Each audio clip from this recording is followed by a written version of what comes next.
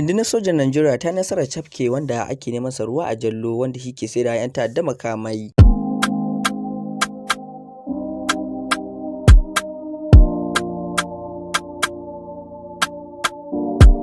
Dakarun sojin Najeriya sun yi nasara wurin cafke wani hatsabibin dillalin bindigogi da sunansa ke cikin wanda ake nema, wato Manjo Janar Bennett Onyeko. Ya kara da cewa sojojin Najeriya sun kama wani ta'adda mai shekara 65 tare da shi mai suna Icen Ibaka da matarsa Salome Ibaka. A karkashin jagorancin dakarun sojin Najeriya Operation Willstroke ta kara da cewa ta kama hatsabibin dillalan bindigogin ne tare da makamai mugan makamai kamar haka, bindigu da adduna, tare da kasurgumin dan ta'addan nan da jami'an suka jima suna nema Manu Abdulrahman Manarewo, wanda jami'an tsaro suke neman sa ruwa a jallo, wanda jaridar Daily Trust ce ta rahoto cewa an kama su ne a jihar Taraba. To anan ne muke kamo karshen kanin labaran. Ubangiji Allah ka sake kare mana kasar mu gabaki daya. Sai da kar ku manta, idan wannan ne farkon zuwan ku wannan shafi namu, ku danna mana subscribe sannan ku danna mana karawa ta yadda zamu kasance da ku shirye-shiryen mu da zaran mun dora.